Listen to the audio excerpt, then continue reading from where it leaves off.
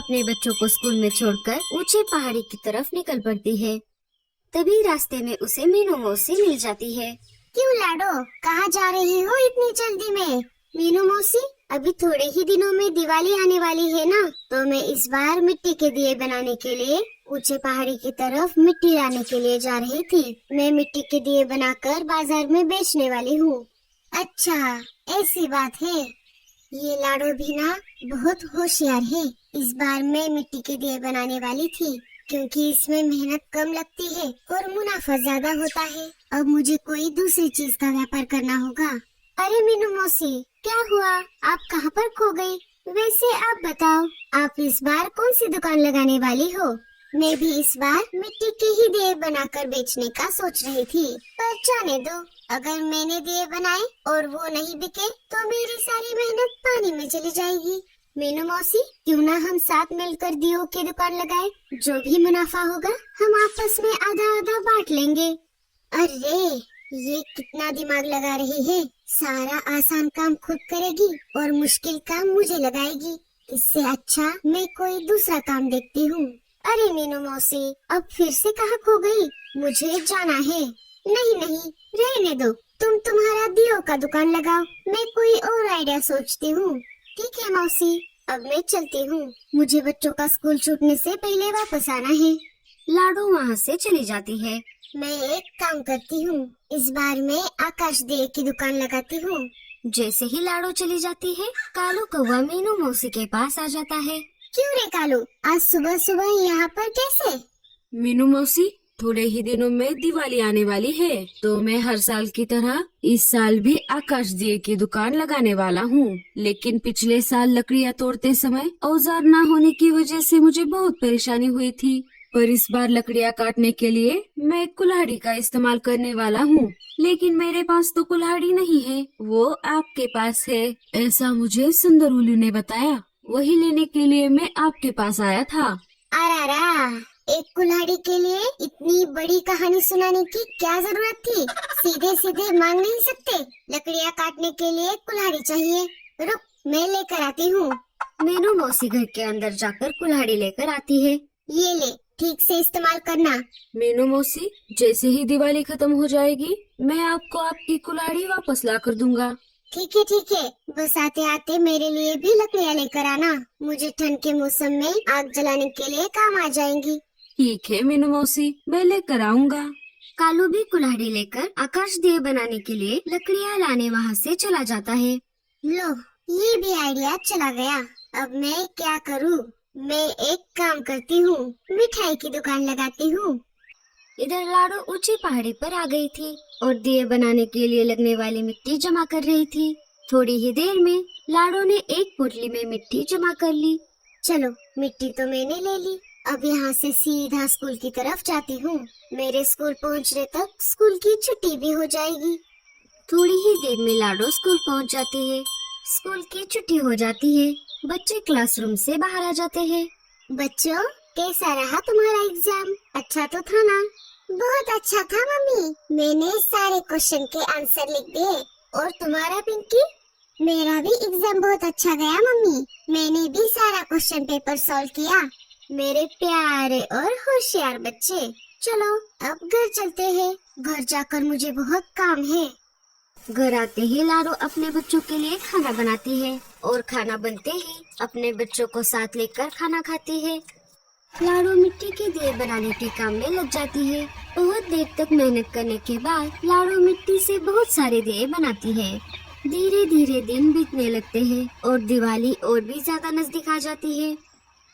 पंछी मार्ट में एक एक पंछी अपना अपना दुकान लगाने में लग जाता है। मीनू मौसी मिठाई की, लाडो दिए की, कालू आकाश दिए की और रानो पटाखों की दुकान लगाती है। इसी तरह से बाकी पंछी भी किसी न किसी चीज की दुकान लगाते हैं। धीरे धीरे ग्राहक पंछी मार्ट में दिवाली की शॉपिंग करने के लिए आने लगते हैं। मिट्टी के दिए ले लो, मिट्टी के दिए, 4 दियों के साथ 1 दिया फ्री। देखते ही देखते लाडो के सारे दिए बिक जाते हैं। मैं अभी जाती हूँ ऊंचे पहाड़ी की तरफ और मिट्टी लेकर आती हूँ। लाडो बहुत खुश थी और उसी वजह से वो बिना कुछ खाए पिए ही ऊंची पहाड़ी की तरफ जाने लगी। लाडो ने इस बार हर बार जितनी मिट्टी लेकर जाती थी उससे ज्यादा मिट्टी पोटली में भर दी थी, इसीलिए पोटली थोड़ी भारी हो गई थी। भारी वजन की वजह से उड़ने में दिक्कत हो रही थी, फिर भी लाडो रुकने का नाम नहीं ले रही थी। तभी अचानक चक्कर आने की वजह से लाडो का संतुलन बिगड़ गया और लाडो जमीन की तरफ गिरने लगी। जमीन पर गिरते ही लाडो का एक पैर टूट गया। पोटली को वहीं पर छोड़कर जैसे तैसे करके लाडो डॉक्टर उल्लू चाचा के पास आ गई। उल्लू चाचा ने लाडो के पैर की जांच की। लाडो, तुम्हारे पैर की हड्डी टूट गई है, अब हमें इस पर प्लास्टर करना होगा। अब तुम्हें कुछ महीनों तक घर पर ही रहना होगा और तुम कुछ भारी काम भी नहीं कर पाओगी। हड्डियाँ जुड़ने तक अब तुम्हें इसके सपोर्ट पर चलना होगा, वो भी जरूरत पड़ने पर। उल्लू चाचा लाडो के पैर पर प्लास्टर कर देते हैं। लाडो अब कुछ महीनों के लिए अपाहिज हो गई थी। हे ऊपर वाले, ये क्या हो गया? मेरे लापरवाही की वजह से मैं अपाहिज हो गई। अब मैं मेरे बच्चों के साथ कैसे दिवाली मनाऊंगी? ज्यादा मुनाफे की लालच में मुझसे ये बहुत बड़ी गलती हो गई। लाडो हताश हो गई, उसे कुछ समझ नहीं आ रहा था। तभी सोनू और पिंकी लाडो के पास आ जाते हैं। माँ, क्या हुआ? आप ऐसे उदास होकर क्यों बैठी हो?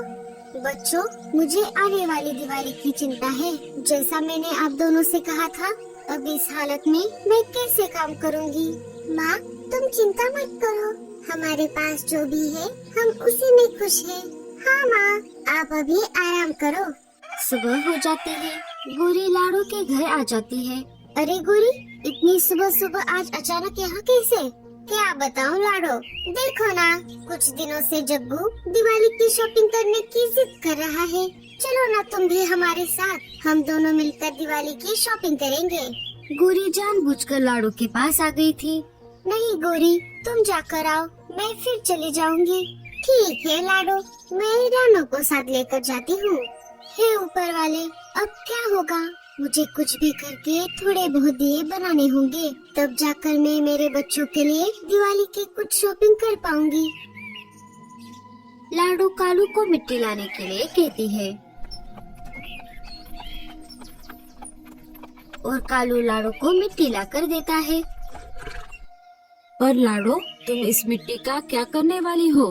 तुम तो अब कुछ नहीं कर पाओगी। हाँ कालू भैया, मैं ये मिट्टी बचा कर रखने वाली हूँ। लाडो ने कालू कौवे को जानबूझकर झूठ बोल दिया। कालू के जाते ही लाडो ने दिए बनाने का काम शुरू कर दिया। लाडो को दिए बनाने में बहुत तकलीफ हो रही थी। उसने कुछ ही दिए बनाए थे, तभी मीनू मौसी वहाँ पर आ जाती है। अरे अरे अरे, बेचारी लाडो, अपाहिज होकर भी काम करना पड़ रहा है। मेरा तो बहुत अच्छा है रे बाबा, ना काम का टेंशन ना बच्चों का। अरे ओ लाडो, तुम क्या पूरी तरह से अपाहिज होना चाहती हो? अब बस करो, ये सब छोड़ दो। एक काम करो, ये मिट्टी मुझे दे दो, मैं इसका सही इस्तेमाल करूँगी। लाडो को मिट्टी के दिए बनाने में बहुत परेशानी हो रही थी, इसी वजह से उसने मिट्टी को मीनू मौसी को देना सही समझा। चलो, बिना कोई मेहनत किए इतनी सारी मिट्टी मिल गई। लाडो से लाई हुई मिट्टी मीनू मौसी घर लेकर आती है और उससे बहुत सारे दिए बनाती है। दूसरे दिन मीनू मौसी वो दिए लेकर पंछी मार्ट आ जाती है। मीनू मौसी ने लाडो के ही दुकान में सारे दिए रख दिए और उन्हें बेचने लगी। मिट्टी के दिए ले लो, मिट्टी के दिए, एक दिए पर एक दिया फ्री। मिट्टी के दिए ले लो। मीनू मौसी, आप ये क्या कर रही हो? ऐसा करते हुए आपको जरा भी शर्म नहीं आई? उधर बेचारी लाडो अपाहिज हो गई है और आप इधर उसी का आइडिया चुराकर उसी के दुकान में आकर दिए बेच रही हो। छी, हमें आपसे ये उम्मीद नहीं थी मीनू मौसी। आप हमसे उम्र में बड़ी हो, अगर आप ही ऐसा करोगी तो हम सब आपसे क्या आदर्श लेंगे? अरे अरे अरे, तुम्हारा डांटना खत्म हो गया हो तो मैं कुछ बोलूं? तुम तो बड़बड़ ही करते जा रहे हो। मैं ये दिए जानबूझकर नहीं बेच रही, मुझे पता है लाडो अपाहिज हो गई है और अब एन दिवाली के सीजन में उसे घर पर बैठना पड़ रहा है, उसी वजह से वो दिवाली नहीं मना पाएगी। ये दिए बेचकर जितना भी मुनाफा होगा वो सारा मुनाफा लेकर मैं लाडो को देने वाली हूँ। माना कि मैं मतलबी हूँ, लेकिन इतनी भी नहीं दूसरे की रोजी रोटी छीनूं। मीनू मौसी की बात सुनते ही रानू और कालू कौवा शर्मिंदा हो जाते हैं। मीनू मौसी, हमें माफ कर दो। आपकी बात सुने बिना ही हमने हमारी बात बोल दी। हाँ मीनू मौसी, मुझे भी माफ कर दो। मैं बस दियो से कमाया हुआ मुनाफा ही नहीं, मेरे मिठाई के दुकान से बहुत सारी मिठाई लाडो और उसके बच्चों को देने वाली हूँ। ये तो बहुत अच्छा आइडिया है मीनू मौसी। मैं भी मेरी तरफ से लाडो को एक आकाश दिया बना कर दूंगा। मैं भी लाडो और उसके बच्चों को मेरी तरफ से बहुत सारे पटाखे दूंगी। ये हुई ना बात। अब चलो हम लाडो के घर चलते हैं। उन तीनों के साथ साथ सुंदर उल्लू भी बच्चों के लिए नए कपड़े और लाडो के लिए एक अच्छी सी साड़ी लेकर जाता है। सारे मिलकर लाडो के घर आ जाते हैं और अपने साथ लाई हुई एक एक चीजें लाडो को दे देते हैं। ये सब देखकर लाडो की आंखें भर आ जाती है। उसी रात सारे मिलकर लाडो के साथ मिलकर धूमधाम से दिवाली मनाते हैं। तो दोस्तों, कैसी लगी आपको हमारी ये दिवाली की कहानी? हमें कमेंट्स में जरूर बताना। आपको दिवाली की ढेर सारी शुभकामनाएं।